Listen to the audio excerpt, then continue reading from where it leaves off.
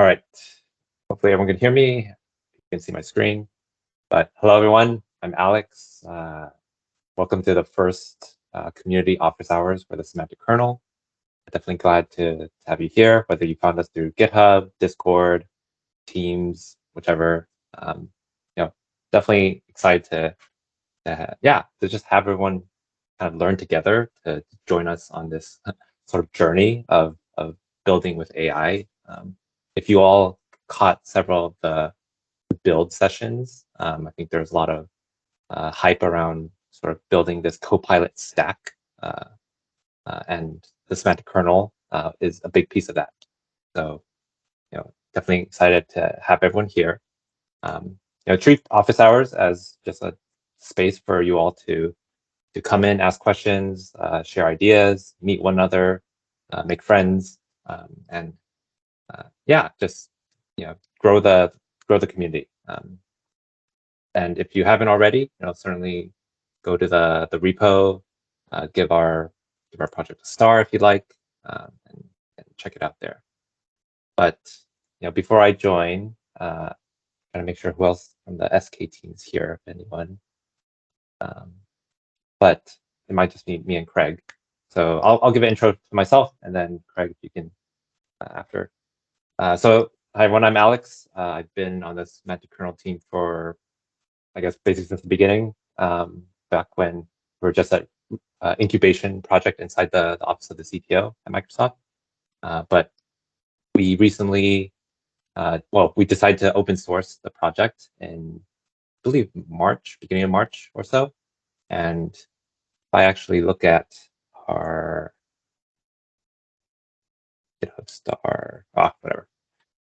There's a site that shows you GitHub star history. Actually, I should have it. Yes. This gives us the timeline. Okay, I'll show you later. Anyway, we've open sourced the semantic kernel. We've definitely seen a lot of good feedback, great contributions so far, and we want to grow this community with you all. The project is not just going to be an internal Microsoft thing.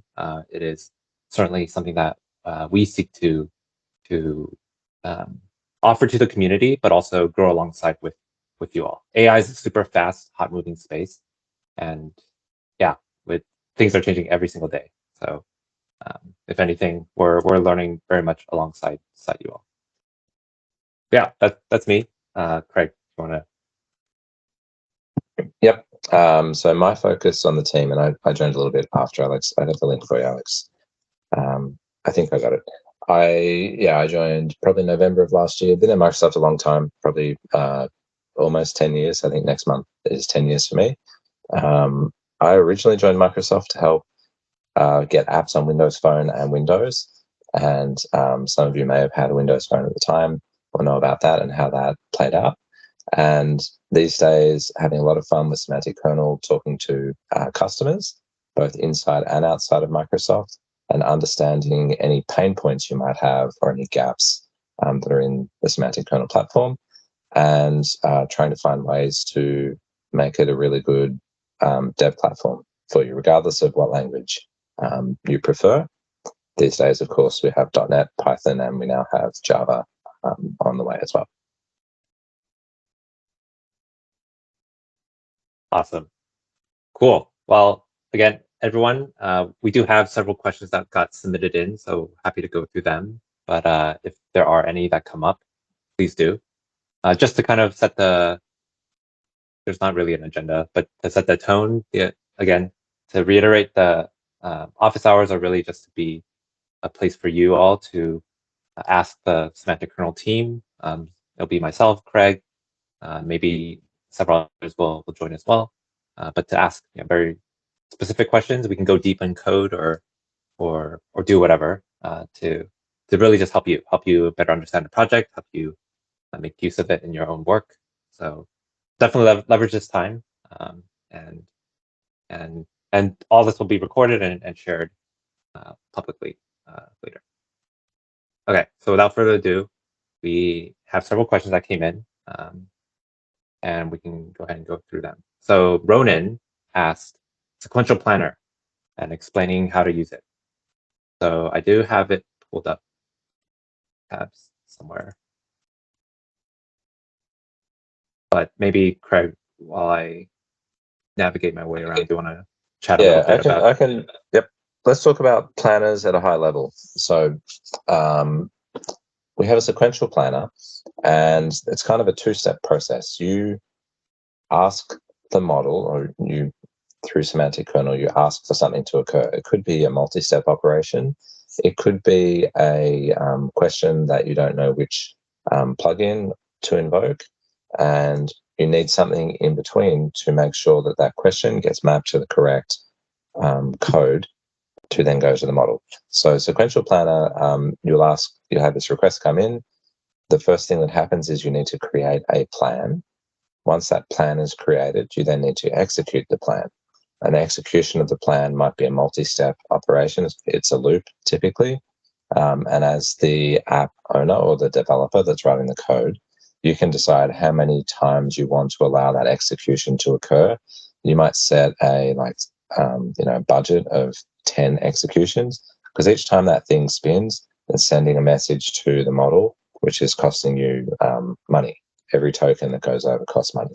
So high level, that's kind of what's going on. And then I think Alex has on the screen, it's quite small, Alex. I don't know if that's just my screen.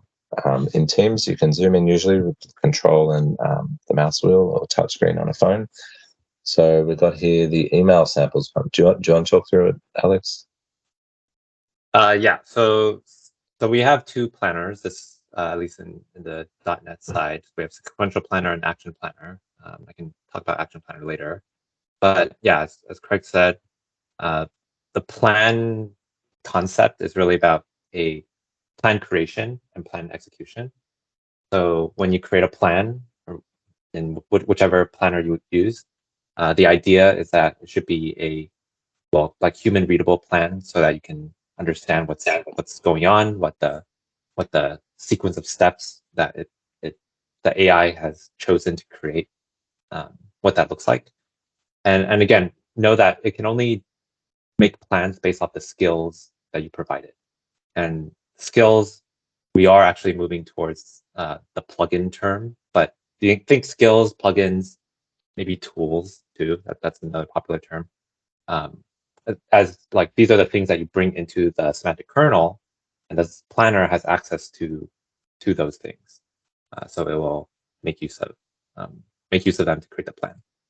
But yes, sequential planner, in this case, we have a few examples. Let's see. Email one, where the goal is I summarize an input, translate to French, and then email it to John Doe.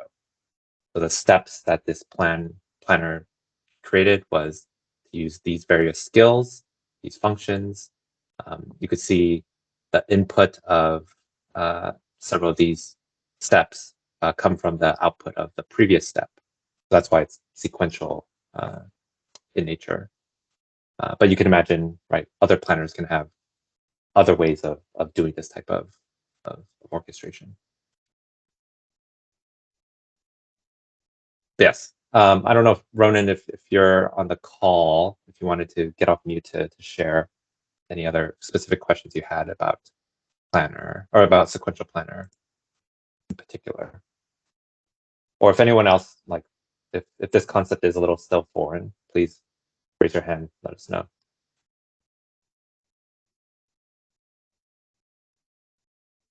Sandeep, go ahead. I'm looking at chat too. Hey, so when using Planner, are in the prompt we can call other services referentially? Like let's say you have a Bing skill, you could call that Bing skill directly in the prompt. Are we supposed to do that when doing, Planner? Or are we supposed to stick to sequential Planner where it calls and passes the context to the next step? Yeah, so one of the benefits of Planner is that you don't explicitly need to know what will happen next. And what I mean by that is, let's say your app is an open-ended text box, which a lot of people are starting their text box, type it in. You don't know what your user is going to type in. How can you possibly, handle every single condition? It's stressful. I don't want that stress, but I think Planner can help you. So when you have these skills that you load into the kernel, Planner knows about those skills and can select the correct one. So if I say, okay, I want to do a Bing, so I want to find a list of restaurants nearby. And let's say you have the Bing skill loaded in the kernel. Planner should and most likely will find the Bing skill. It will pass it through and do the magic. You still need to have your API key set up for Bing in that scenario. So we should not be doing that thinking for the planner, basically, right? The planner, in theory, will do that for you. You may find that the planner does not work for your scenario, or that your scenario is more narrow scoped, in which case I would say don't use the planner if you have a very specific set of tasks that you need to perform. And if you don't have an open-ended text box and you have buttons, like buttons are fine. You can have buttons on your app. You can have menus still, like that's still fine. And it can still use AI. You don't have to have an open-ended text box everywhere. There may be some scenarios that you do want to do that. And in Edge, like Alex has got this little Bing icon up in the top right. They have a bunch of buttons in there, and they have a bunch of contextual boxes that say, you want to do a summary, you want to do some creative writing, or you want to do searching. Like they have 3 different modes. And based on those modes, they then scope down their backend to either use a planner or to do just a specific invocation of a prompt in the backend. Okay, thank you. And would you suggest using multiple plans in case where we need it, or would you use one plan? What is the recommendation from you guys? Yeah, some people have experimented with getting multiple plans and then asking the model which plan it thinks they should use. Part of it's, me personally, I don't think there's one correct answer to that question. Some of it's experimentation. It's an emerging space. Like you may discover something that, Alex and I have never observed before, or we haven't thought about. And this is where I think as a community, we can help each other learn and grow and, build awesome stuff for our end user. I agree. Thank you. No worries. Thanks for the questions. All right, I see Anthony has his hand up. Go ahead, Anthony. Come off mute. Yeah, so on the topic of planning, are there any plans that have more quote unquote types of planners? Such as the ones like Miracle. I think there's a PR that kind of follows that as well. And whether or not this is going to be pushed off to the community or built into the actual Semantic Kernel library. Yeah, we 100% are going to add more planners, and we fully anticipate the community will also go ahead and implement their own. We will very much like to merge those things in. So things like Miracle, React, like there are some other papers, some new papers coming out every single day, every week, right? And I personally want to implement some more of these things because I just find them super interesting. But yeah, so we for sure want to bring more of this in. It's a very hotly requested.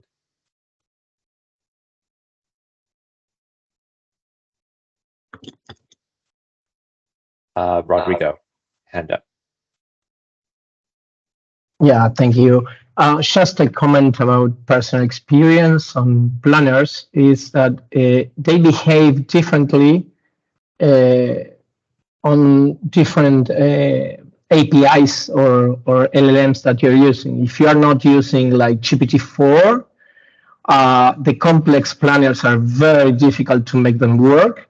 I'm currently using GPT 3.5. And Action Planner is the winner on that case. And also, at least on my labs and my tests, most of the needs can be resolved with Action Planner. I think, and in the near tree of thought and all the new things that are coming up, like the Action Planner, that it's let's do one step at a time. I think it's the better option, even for complex stuff. Like, okay, let's do one action planner, see what is the result, and let's plan again with the result of the action planner and do it again. But I think that's the idea of sequential planner. But again, at least on my experience, unless you are on ChatGPT 4, it's very difficult to make the other plans work. Yes, that is 100% been our experience. We, as a team, the Semantic Kernel team, we had early access to some of these models, and from our own testing, yeah, like the GPT-4 models were much more capable of generating consistently good plans. And yeah, I'm not surprised that that's been your experience as well.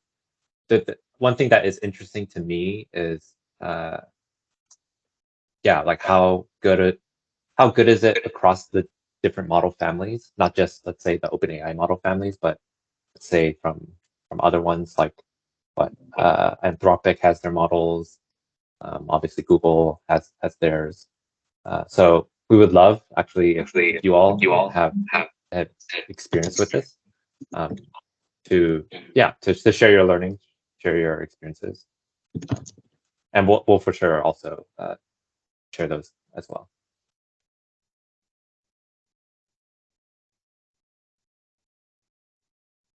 All right, cool.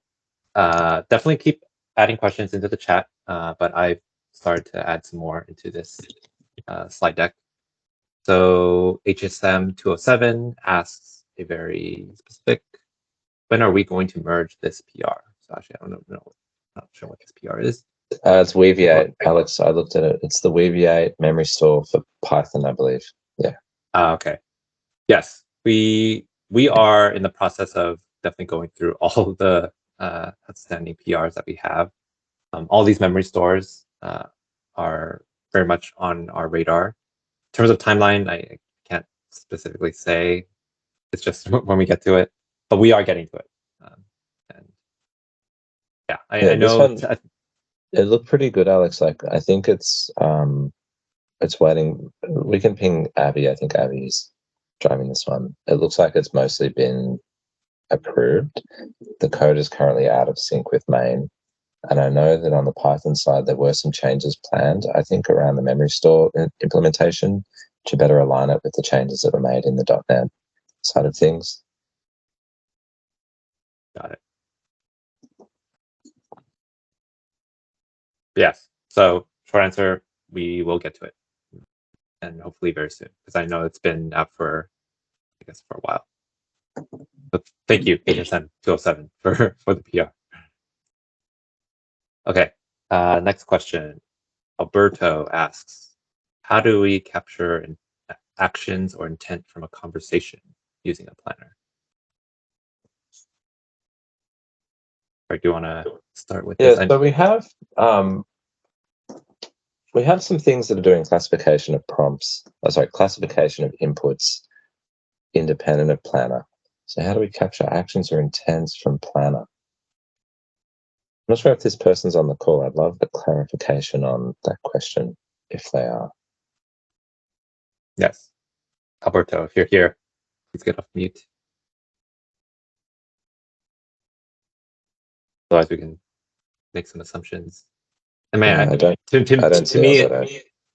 to me, it seems like they want to do the sort of intent detection at the very beginning of, well, I guess in the context of a conversation or a chat, they want to know if they want to guide, I guess, what skills planner should use.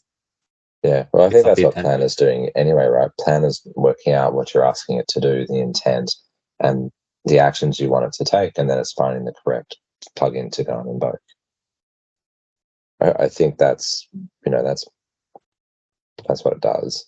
I'm not sure if this is asking, how do I get the actions it decided to do out as a developer to then do introspection or whatever on later.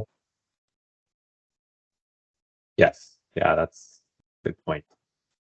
So I think like each of these pieces, you can imagine as being separate skills. So like the intent detection piece, which is like, okay, given some input, say like a chat history, you know, classify it as one of these n like, categories, and that's a typical intent detection type of pattern. If you want to export that out, right? I guess if you're just directly using the planner, I don't know if we log that somewhere, if we can, if you're able to parse out the intermediate steps. I think that's a good question we can follow up on. But otherwise, it's like, okay, if you know what skill it's going to run, which is right, there's a plan creation step, which you can see all the functions that's going to call, then you can just call that function directly yourself and then see which intents are being classified. But yes, if anything, I think my takeaway is that we should provide ways for the planner to emit these intermediate steps if it doesn't already.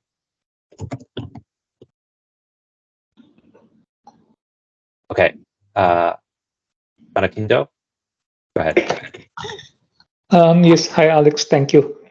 So my question, I guess, is there an advantage to using a C# planner versus a Python planner? Like, for example, I saw in the comment it says the action planner implements a pattern, intent detection pattern.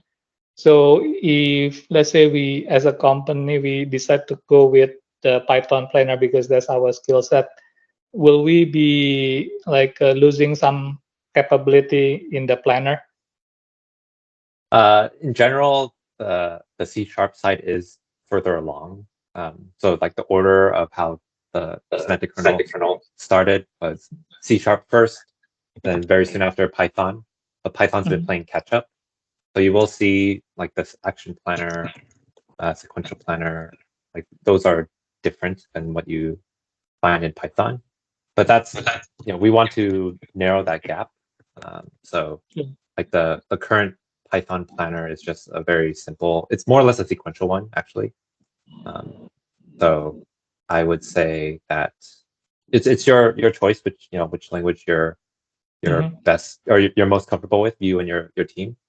And the Python one will achieve parity for sure with C#.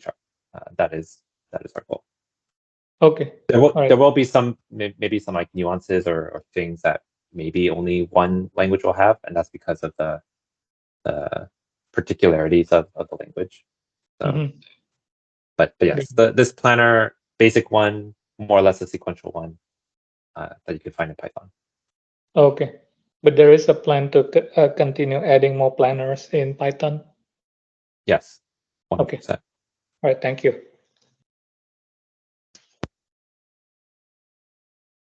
All right. Keep the questions coming. I'll go to the next one. All right. So Jordy asks that this was explained in build. I would like to go deeper. Semantic kernel with respect to the entire Microsoft Copilot strategy, plugins, prompt flow, Azure OpenAI, Azure Studio.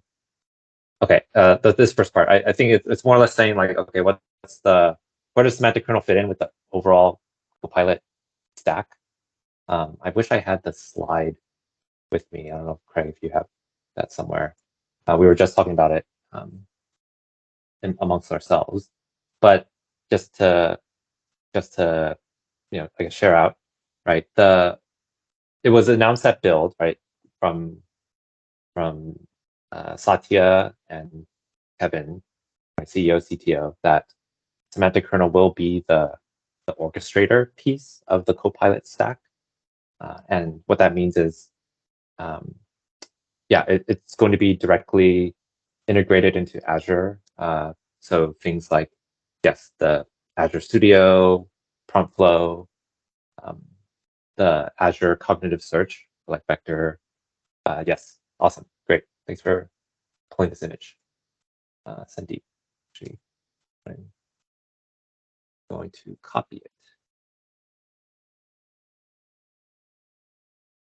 Yes. So this stack is more or less what Microsoft is saying, that this is how we build our copilots internally, and we will support through open source and through tight integration with the rest of Azure, the ability for you all to build these copilots yourself. Obviously, the semantic kernel, completely open source. You can choose to use it however you wish. There are other projects out there, LangChain for sure, another one. But the idea is that you get to choose, right? As a developer, you can choose which orchestrator you want. And semantic kernel is at least the part of the end-to-end solution that you can choose to depend on Microsoft for.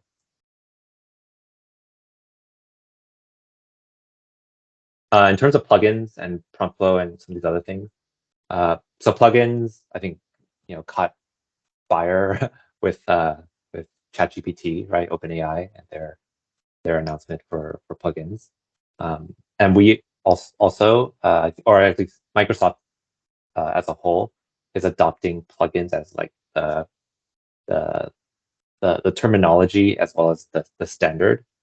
So all the plugins that you see on Bing, on ChatGPT, right? They will be compatible both ways with the semantic kernel. So you can write skills in the semantic kernel that get converted to plugins, and plugins can be turned into semantic kernel skills as well.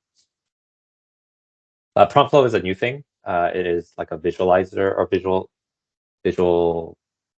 Like, I think of it as a low-code, no-code tool where you can just visually create complex chains or do the sort of orchestration using your favorite AI orchestration framework, semantic kernel, LangChain, etc. So yeah, I thought it was very cool to see that sort of stuff, because it just gives more dev tools to everyone. And yeah, obviously Azure OpenAI, right? OpenAI is one of the models that we support. Semantic kernel.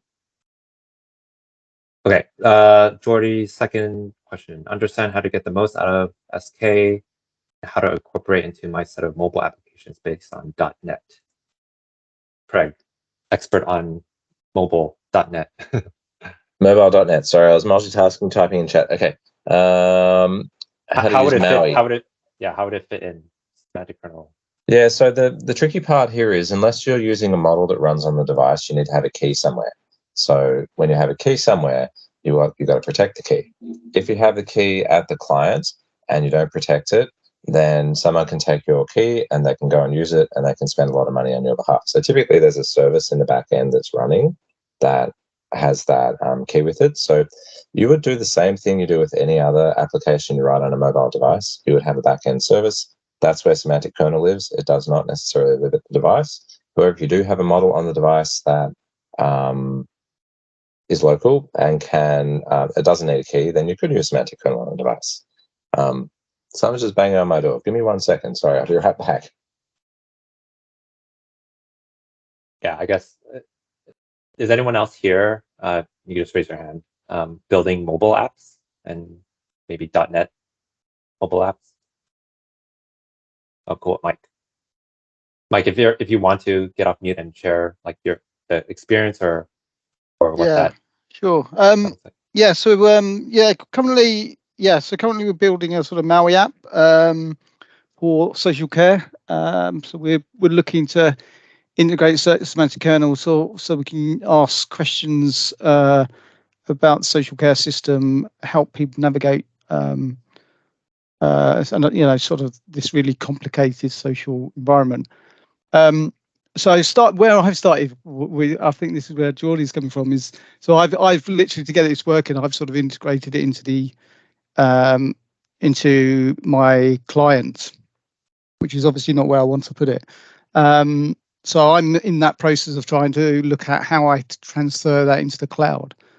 And I did come across a blog which is off the learnmicrosoft.com on which talks about how to deploy the semantic kernel to Azure as a web app service. This one.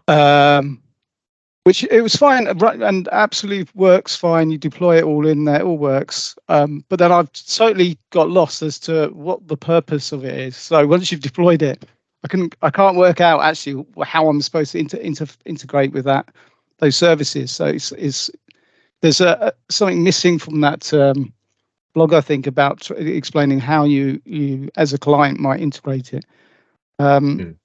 So that was one of the questions I had. I did wonder if it was simply because I haven't looked at the Copilot demo and I've sort of missed an essential component of that. But yeah. The Copilot demo, as in the Copilot chat one. Yeah, because I didn't know that blog was it was sort of taking that Copilot demo, splitting it into the sort of web client and into the backend service, and it was that all that was talking about was how you deploy the backend service.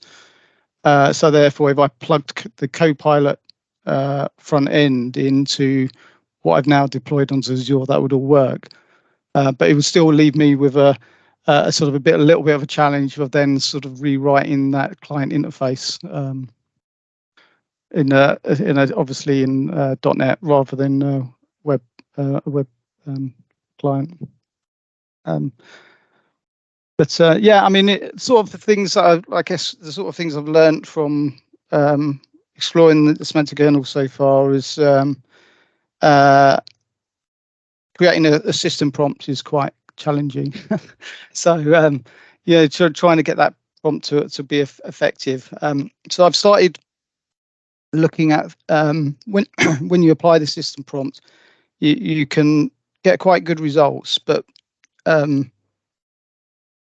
what I guess from my experience with looking at the use case we're looking at is trying to make sure the response is personalized.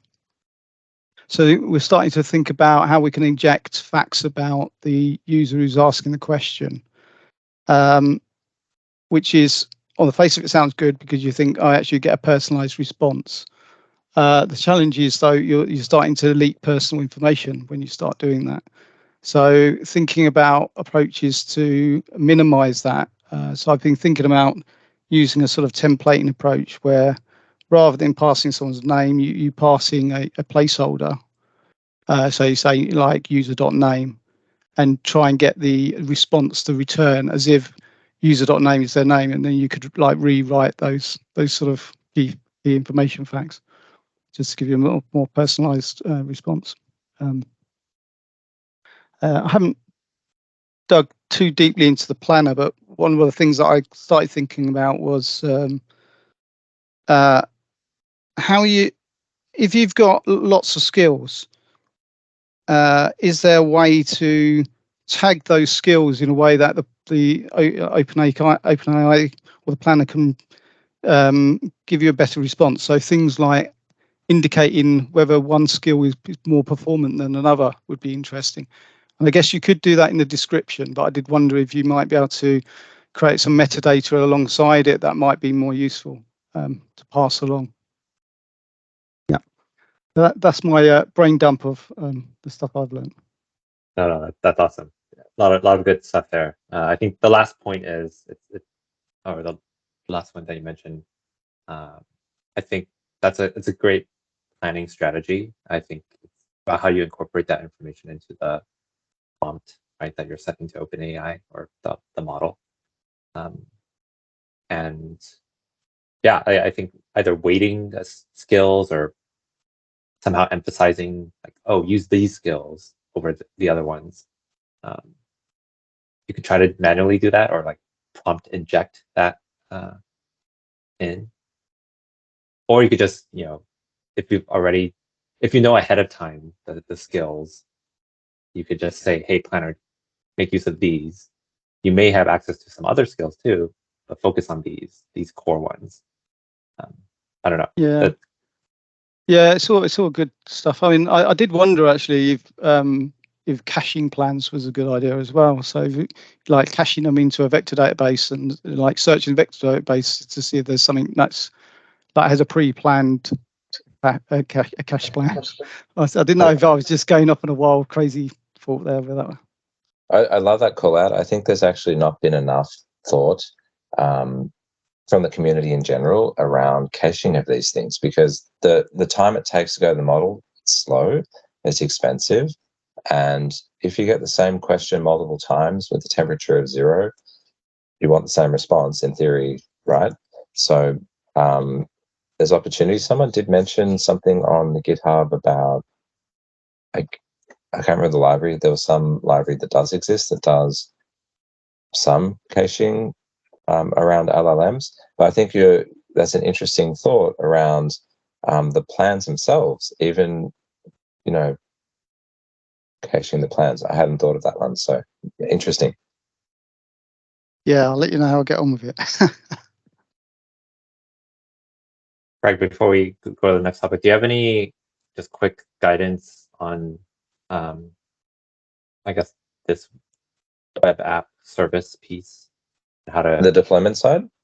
deployment and just how to get it to work well with mobile? Yeah, shall I just explain what my problem was? So I managed to deploy. I deployed the OpenAI version of this template. Everything works. It's great. Mm-hmm. But then I'm like, actually, how do I call those services? So I've created it creates a vector database, it creates semantic kernel stuff on there, but I'm not quite sure what the services provided by this are.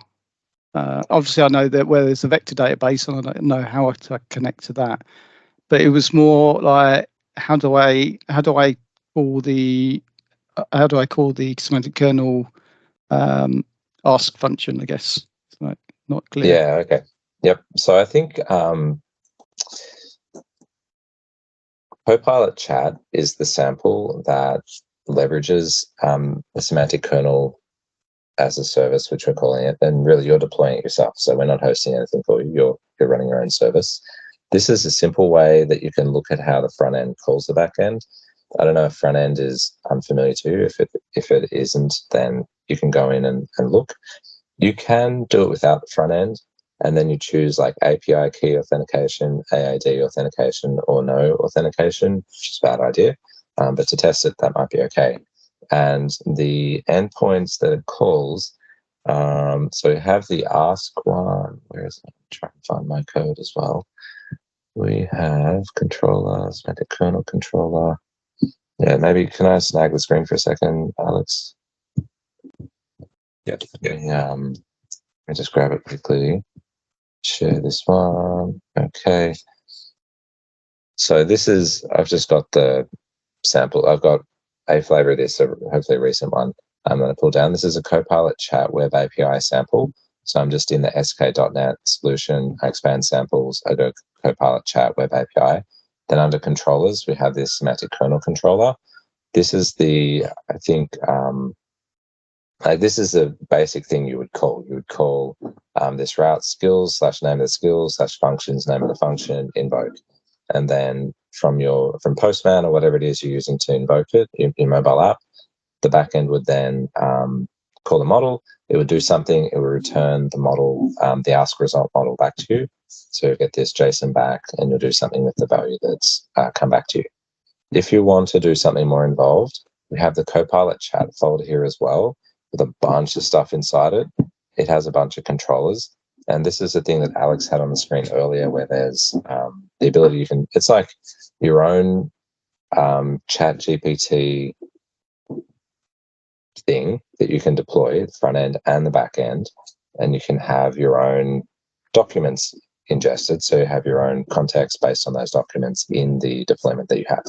So I don't know if this is the right answer to your question, but it's another way to think about it is to deploy the back end and have a front end pointing to it. And we ship the front end as part of the samples in here. And I probably don't have it open. I don't think I have Visual Studio Code. But if we go into, let's go open folder, go here, see if I can find it on this huge list, open in Explorer. And then we get to up here. So we've got Web API, which is where we just were, and then Web Apps, the one over here. So you could deploy this, set up your .env file to point to the back end, and you would have an end-to-end working front end and back end. Okay. So probably that blog is not deployed the. Okay, so I just need to deploy my own essentially back-end service that's just provided all the main assemblies and dependencies, I'm assuming. I think is what you're saying. Yeah, I think the post is focusing on just the back end. It's not talking about the front end, and it's yeah. I would actually follow the GitHub. Yeah, maybe I need to read through the look at both of these, that blog and that Copilot demo, and get my. Okay, yeah, that's great. Thanks. I won't waste any more of your valuable time. That's okay. No worries. No waste. No waste. Okay. I know we actually have quite a few more questions. Try to get through it in the last 15 minutes. Number 3, when you want to offer AI to citizen, you must be careful about costs. So I guess guidance around semantic kernel, deploying it so that it reduces costs, maybe working offline. I think here it's more or less like, and this is where innovation needs to keep happening. You are starting to see local models start to do some interesting things. But as we talked about earlier, right, you do need a very powerful model to do the more complex scenarios like planning. So that means like being able to make a call to the internet to like a OpenAI endpoint. But it's a fast-moving space. I would certainly expect within the next few years, if not a year, we start to see a mobile model that works. So stay tuned. But semantic kernel will support that when it actually does come out. Okay. Next question from Rajesh. Asks, when should I use semantic kernel versus cognitive search in the architecture shown in the GitHub repo below?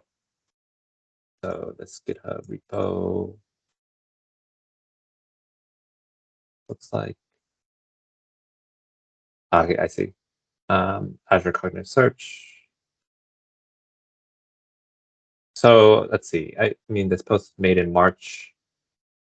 One thing that I will admit to is that Microsoft, even now, right, especially in AI, there are a lot of different tools, a lot of different things out there that what we want to do moving forward, and what we do have buy-in for, is to really consolidate a lot of this. So stuff around like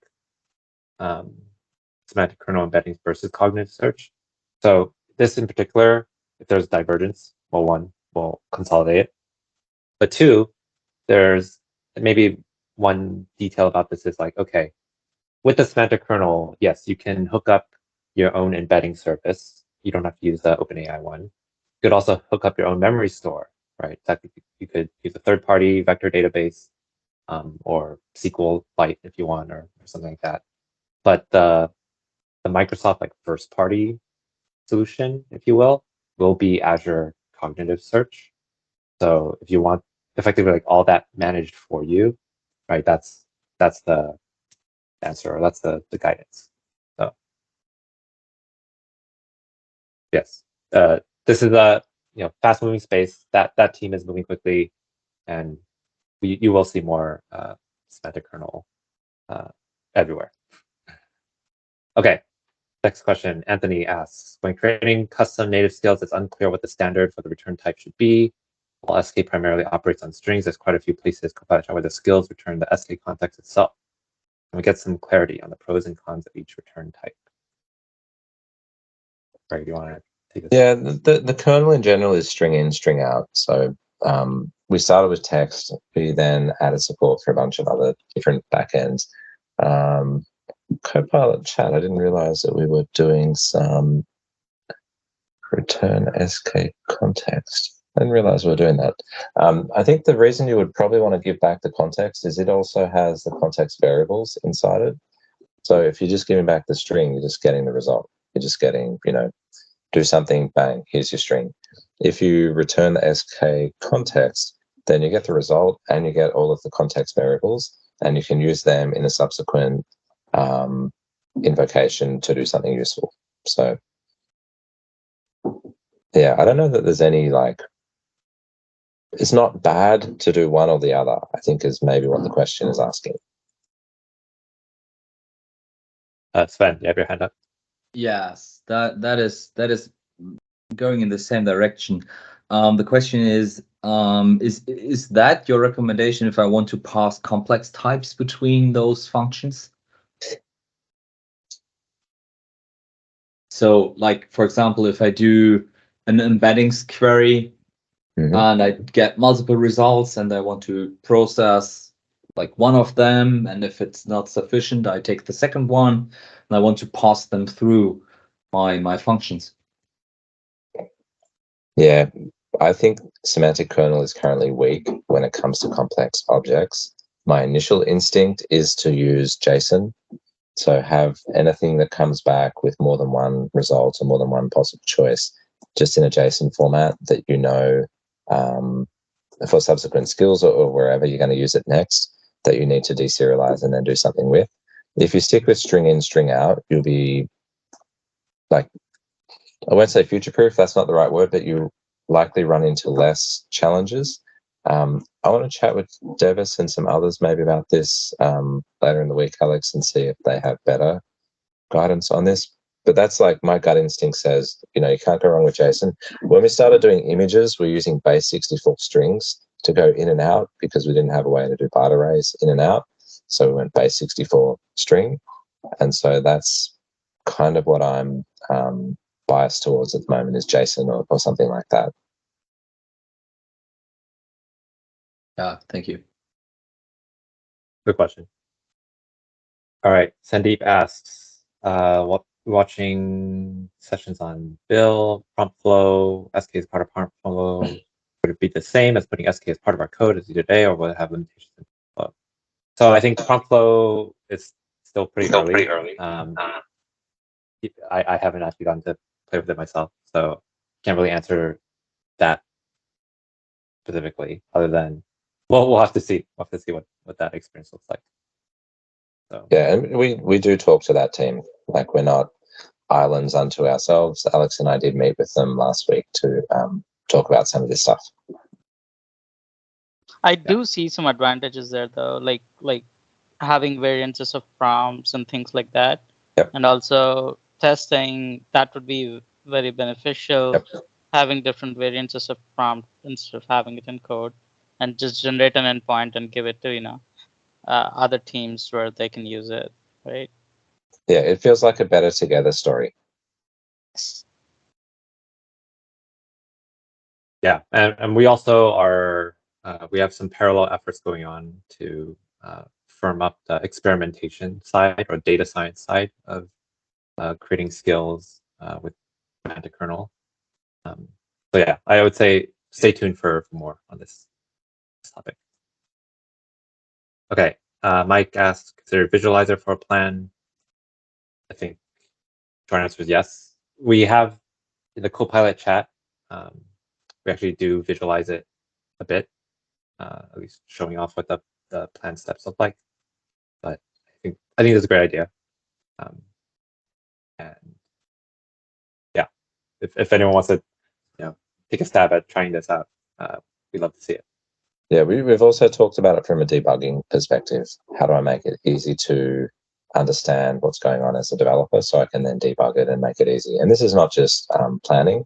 This is also when you have many different prompts that are being thrown in, like you're orchestrating a bunch of stuff. It would be nice as a developer to understand what happened, why did it happen, how many tokens did it use, which model was used, all that sort of stuff that you would expect. If you're a Visual Studio developer and you're used to hovering over the variables and getting the debug inspector, I think longer term, we really want to have a solution where you can get under the hood and understand what's going on.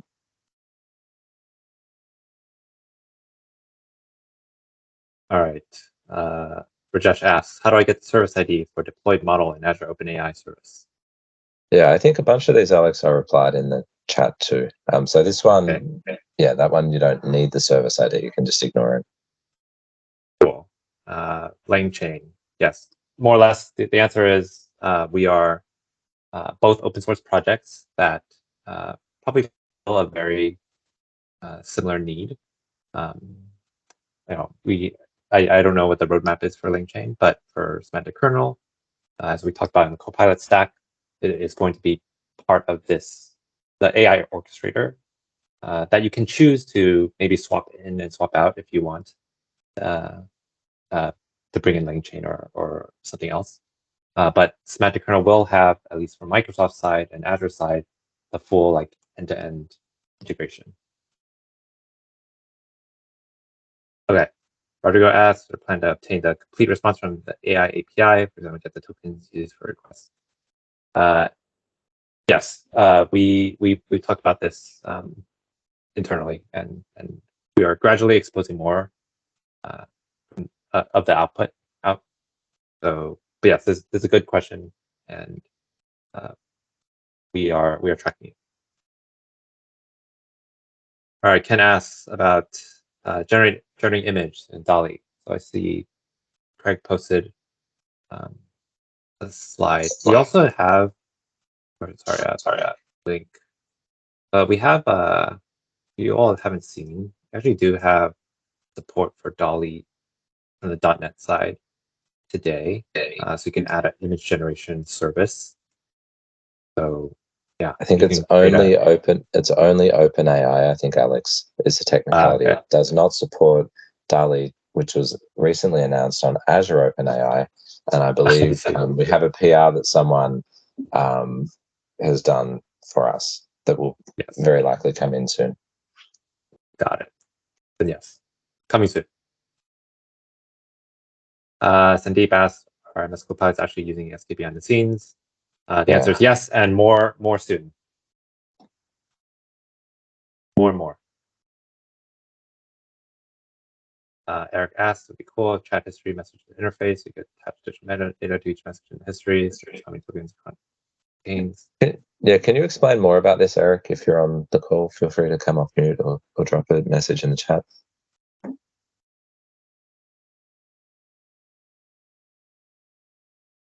Oh. Eric, you're off mute, but I can't hear you.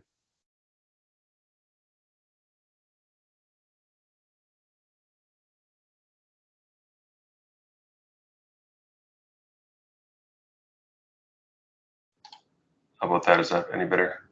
Yes. We got you. Okay. Yep. Okay. So I just came across this today, but it will be nice if I didn't.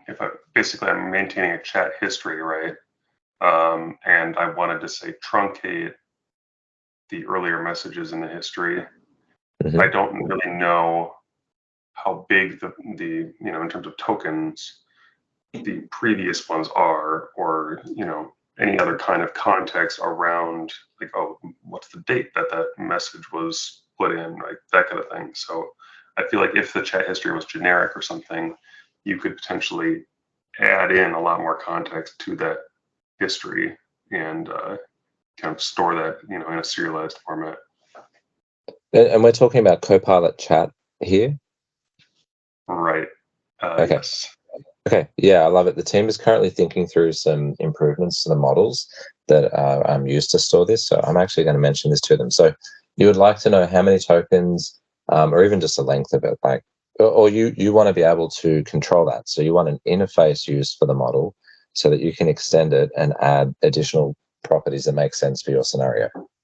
Is that the right way to think about that? Yeah, I think at a minimum, it'll be great to know a little bit more context, but I think the best way to kind of handle a lot of different future scenarios would just be to kind of open it up a little bit more. Gotcha. Okay, awesome. I'll pass that on. Thank you. Cool.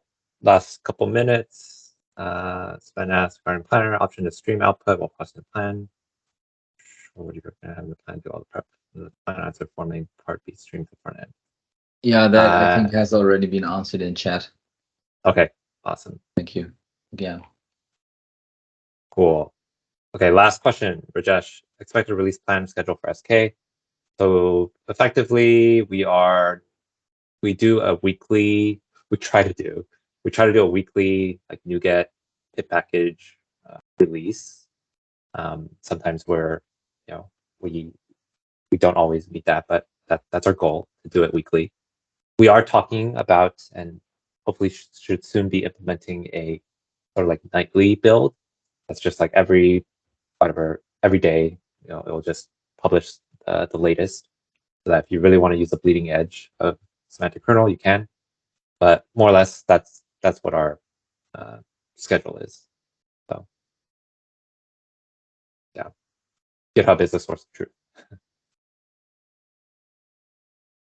All right. Well, we are at time, and wow, thank you everyone for making this a very lively first office hours of the Semantic Kernel. Definitely, continue the conversation on Discord, on GitHub, and yeah, please join future sessions. All right. Thank you, everyone. Take care.